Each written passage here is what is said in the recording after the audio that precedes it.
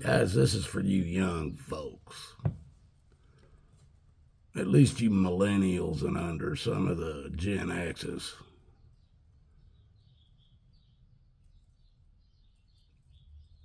Might understand what I'm talking about. Maybe. I don't even know that for a fact. Respect is given, not earned. Now, it took me a long time, probably close to 5 decades, to learn that. I was raised, you didn't give anybody respect unless they earned it, unless they earned your respect. Oh, yeah. That's how I was raised.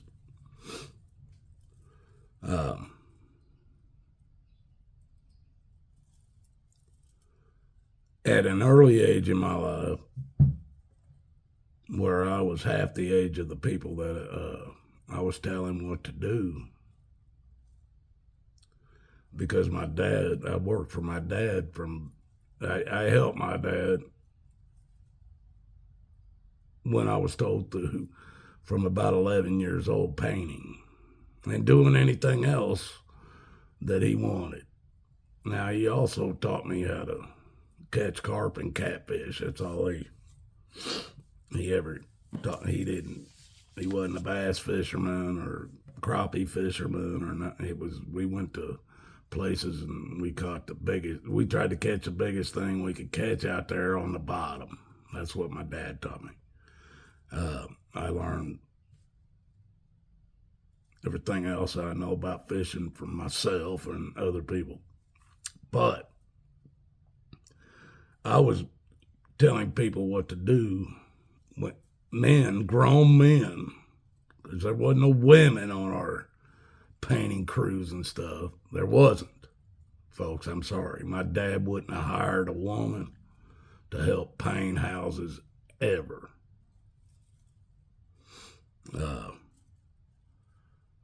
Most of the time,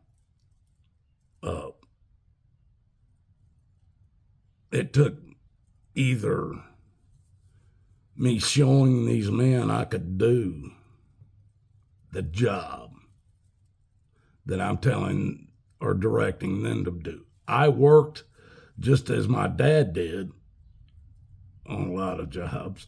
He was there with us too, and when he was there, nobody wanted to be there. I assure you that. I even used to tell him, as soon as you come on the job, everybody else wants to go home because they didn't like him at all. No matter what I was telling them to do, or my brother was telling them to do, as soon as my dad came on, he'd be, oh, no, well, no, you do this, you do that. And everything got screwed up because he wasn't there all the time. And so I either had to prove, there was only two ways I could get these guys respect in order to get them to work for me. One thing is I showed them I could do the work myself, and I wouldn't ask them anymore. My dad, if he was on the job, he wouldn't tell them to do anything he couldn't do either. So we both wouldn't ask you to do anything we wouldn't do. And we proved it many times. I proved it to them. I would do the dirty, nasty jobs just like they did it. Or, in some cases, it took a whooping. And I ain't lying to you, I got my butt whooped many times. But the thing of it was that they found out about me. No matter how many times you whoop me, you're going to have to do it again. Because tomorrow will always come around. On that job site, you whooped me that night before, you're going to have to whoop me this morning too, before we go to work. Well, I could outlast the whoopings until I win. And that was the thing people said about me.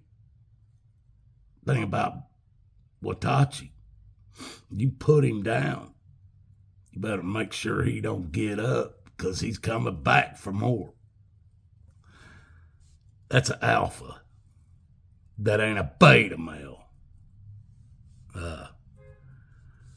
This worked for decades for me.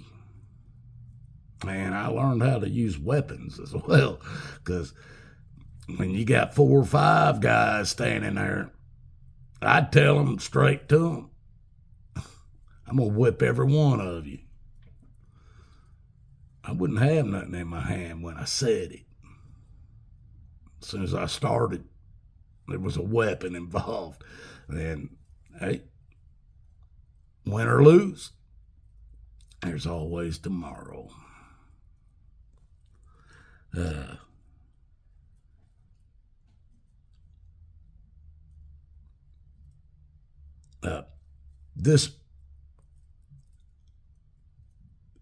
When I was 14, my dad still hadn't earned my respect. That he beat into me about how only men can earn your respect. Well, my dad hadn't earned my respect. He used to beat on me with everything you can think of. I assure you. At 14, I was done. I broke 3 of his ribs and punctured one of his lungs with his ribs. When the cops got there, I had had him in a headlock with his face shoved up against the wall, and I'd slammed his face into the wall and pulled my feet out from under me. I was trying to break his neck as I fell to the floor with my weight, his weight, and his neck going back like that. I tried to break his neck. That's what I was trying to do. Well, it didn't break, but he almost died because of the punctured lungs. That's when I earned my dad's respect.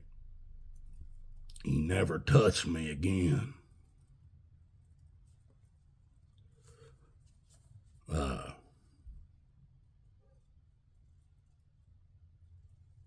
That was the way I was raised, is a man had to gain you had to earn another man's respect. No, that ain't the way I am today. It's not the way I am today. I give everyone 100% respect. Out the door, it don't matter who you are, what you look like, what you have done, what you do, or anything else. When you and I walk up face to face, or we meet in any other way, you get 100% my respect. Now, when you start dink, dink, dink, dink, dink, dink, dink, chiseling away at that respect, eventually, there won't be no respect left. You will have carved it all away yourself, not my problem. You did it. One thing about it is you can fix it. You can fix it. And I'll tell you, if you don't believe that, there's a police officer that lives in this town that starred in many of my videos. And when the day he met me, he did things he shouldn't have done. Let's just put it like that. The videos are on my channel. I was standing in my own yard videotaping from what they were doing 2 houses down.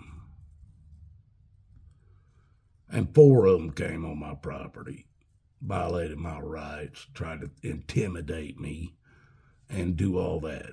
It did not work. I had it all on video. I sent it to all their supervisors, sheriff's department, everywhere else around town. By the time it was over with, this officer, he's a young officer, didn't know better, was told by the supervisors, you'll be lucky if this man don't sue us. Pretty much. For what you done to him, and it's on video. All 4 of these cops. This younger officer realized he was wrong.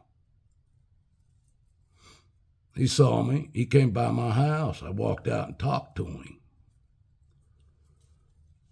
Me and him was talking. And he even told me, you know what, man? I don't want to be a police officer who violates people's rights. I didn't know. I looked at him. I said, that's all I needed, son. That's it. I said, now, you just earned back every ounce of respect I was giving you before I even knew you. You just earned every bit of it back. You're back to right level with me as far as I'm concerned. And he looked at me. He's still here. He's still here. He might even be moving up the ladder at this point. But he looked at me and said, you know what? That means more from me, more to me coming from you than anybody else I know. I said, well, and I mean it. And as far as I know, we don't see each other a lot anymore. We used to spend a lot of time together. But he knows where we stand. And he has my respect. And I will I give it freely, folks. I'd rather you have my respect than not have it. That's the thing. I would rather be respectful to you than not be respectful to you. I don't like it. I don't even want to do it. But I'm human, and I will.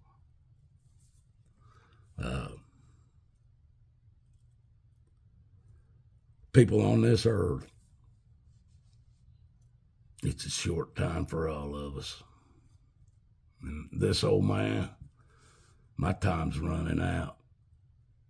Most people thought I'd be in prison or dead by now. So all I can say is, if you guys would listen to this old man,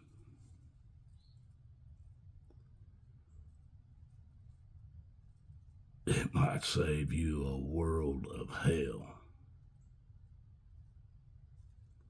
Because I've never had more peace in my life than I have today. And I follow Jesus. I follow him hard. It's hard, folks. It's a job. Try to stay on that narrow path, man. It's hard. But I'm at least trying.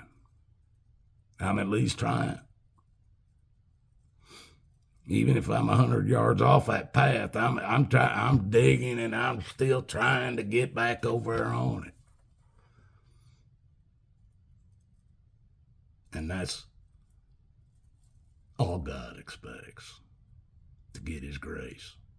I assure you. If you ain't trying,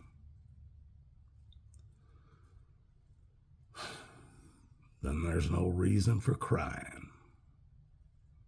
Nobody goes to hell without choosing to first. Love you guys.